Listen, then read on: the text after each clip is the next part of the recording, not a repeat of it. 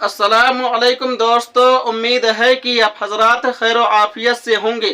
अल्लाह रब्बुल इज़्ज़त आप लोगों को इसी तरह खुशहाल रखे, आमीन। यूट्यूब की कमाई से हज और उम्रा करना जायज़ है या नहीं? मौजूदा दौर में देखा गया है कि बहुत सारे मुसलमान यूट्यूब और फेसबुक पर वीडियो अपलोड करके अच्छा खासा पैसा कमाते हैं, फिर उसी पैसों से हज और उम्रा के लिए जाते हैं, तो उनका हज और उम्रा कबूल होगा या नहीं, इस बारे में उलमाए देवबंद का फतवा आया है। आइए बगैर किसी तमहीद व ताखीर के उलमाए देवबंद का फतवा देख लेते हैं, सुन लेते हैं। सवाल: एक शख्स यूट्यूब से पैसे कमाता है, फिर उन पैसों से हज के लिए जाता है। अब सवाल यह है कि यूट्यूब के पैसों पर हज करना कैसा है? जवाब: वाज़ेह रहे कि यूट्यूब पर चैनल बनाकर वीडियो अपलोड करने की सूरत में अगर उस चैनल के फॉलोअर ज़्यादा हों तो यूट्यूब चैनल होल्डर्स की इजाज़त से उसमें अपने मुख्तलिफ कस्टमर के इश्तिहार चलाता है और उसकी एडवर्टाइजमेंट्स और मार्केटिंग करने पर वीडियो अपलोड करने वाले को भी पैसे देता है। उसका शरई हुक्म यह है कि अगर चैनल पर वीडियो अपलोड करने वाला जानदार की तस्वीर वाली वीडियो अपलोड करे,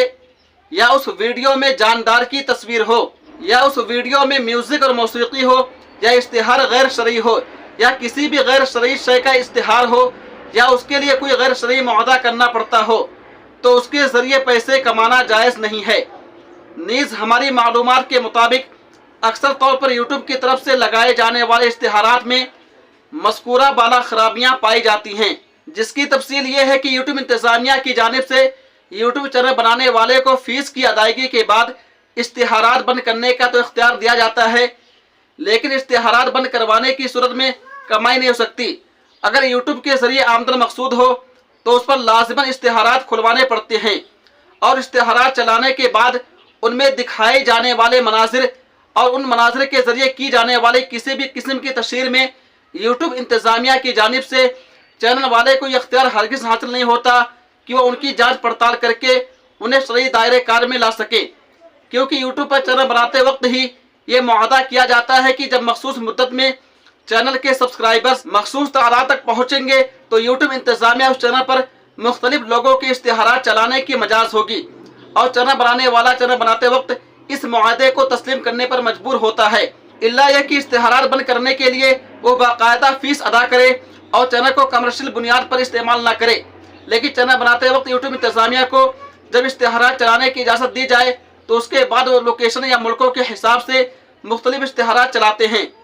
अलावा ऐसे यूट्यूब चैनल के ज़रिए अगर आमदन मकसूद हो तो इस सिलसिले में इंतज़ामिया से इजारे का जो मुआहदा किया जाता है वो भी शरई तकाज़े पूरे ना होने की वजह से जायज़ नहीं होता। लिहाजा इन तमाम मफासिल के पेश नज़र यूट्यूब से होने वाली कमाई मासी और गुनाह के कामों में मुआवनत की उजरत होने की वजह से नाजायज़ और हराम है, और नाजायज़ कमाई से अगर कोई शख्स हज करता है तो उसका फरीज़ा तो अदा हो जाएगा, लेकिन उसका हज मकबूल नहीं होगा, ना ही उसे कामिल हज का सवाब मिलेगा।